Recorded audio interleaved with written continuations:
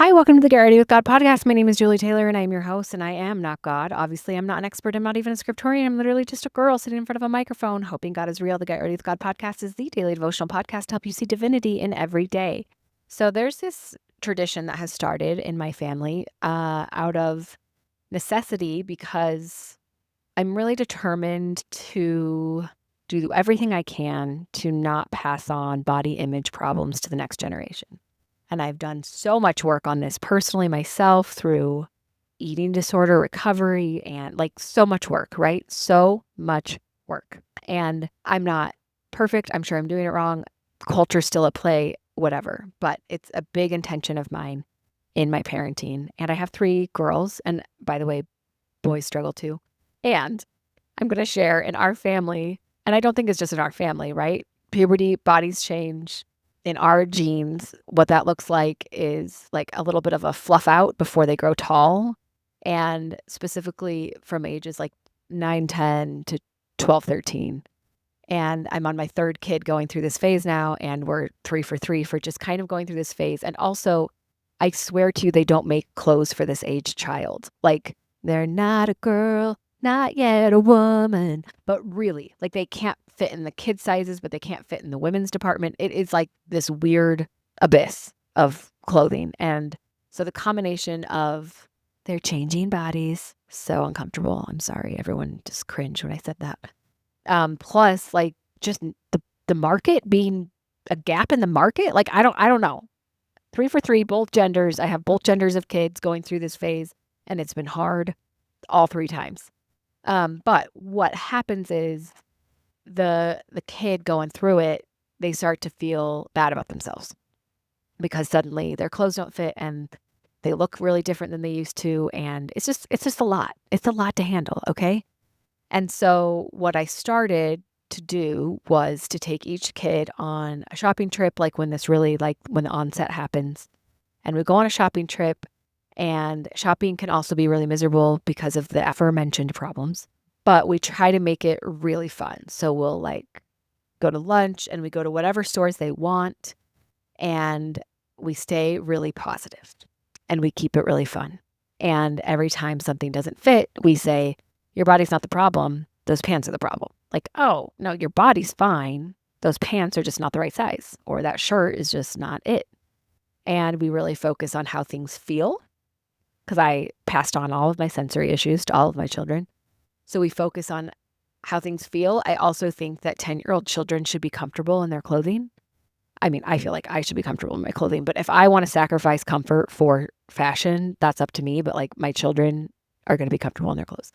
So we focus a lot on like how things feel.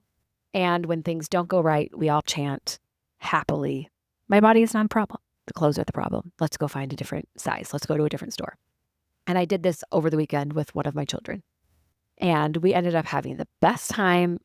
Things got dark before they got light, she was starting to get really discouraged. Like we're in the 3rd store, all like still didn't have anything that she really liked and things weren't fitting her right. But we stayed positive, we persevered, and finally we found our jackpot store, and she found a lot of outfits that are comfortable. She loved how they looked and she loved how they feel. And it was so fun. So like when she put it on and she was like, I love how it feels, like we'd celebrate and we'd be like, oh my gosh, you look so good. Like this is crazy. And you feel comfy. And then I would kind of use the celebration of like, see, I told you your body wasn't the problem. Like we found the clothes. You just have to look. You just have to try on a lot of things, and you have to explore, and you have to persevere through some darkness and some defeat.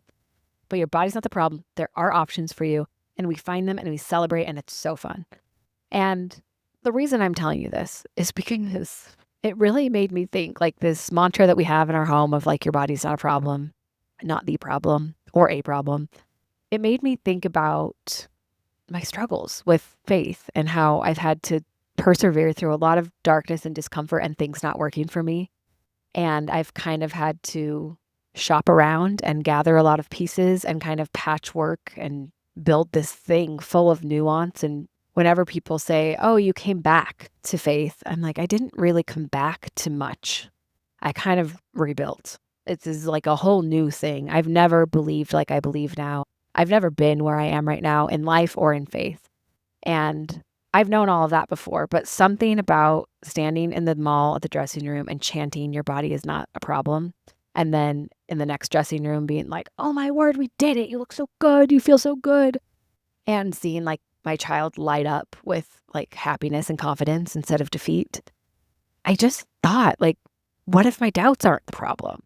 And I know I talk about this so much, and I think we're all getting bored 100 and something episodes into this podcast of like, yeah, your doubts are fine and God's not afraid of your doubts and blah, blah, blah. I say the same things every episode, but this like just helped me reframe it of these issues that I have are not the problem.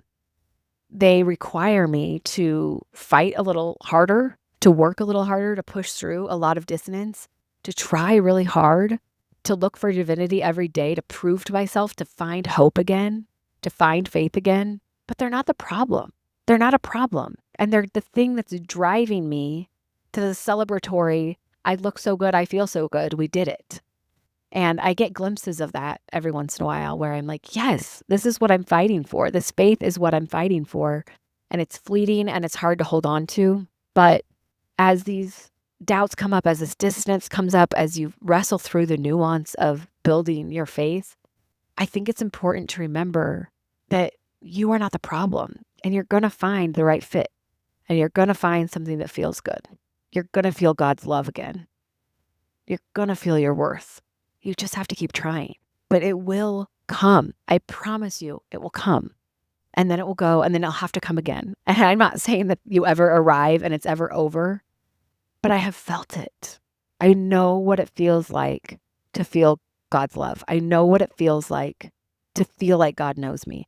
I know what it feels like to really feel my divine worth. I know what that feels like. And like I said, it's fleeting. I don't feel it all the time. We know that. But it's real. And so I'm not just telling you like, oh, just look for divinity every day and keep trying and don't give up. Like, it is to an end. It's not only to continue struggling. There are times when it's going to fit. There are times when it's going to feel good. And that's what we're fighting for. We're not fighting to only endure the wrestle for the rest of our lives. And I don't think that we'll be asked to. We might have to repeatedly wrestle. We might have to keep persevering and keep trying, but there will be moments of respite. There will be moments of easy faith. There will be moments of feeling the belonging and the worth and the love of God. And that's what we're here fighting for. And it is real. And it will happen for you. Also, if you do have a tween who's going through body stuff right now, Gap really came through for us. So check out their deals. Love you so much. Bye.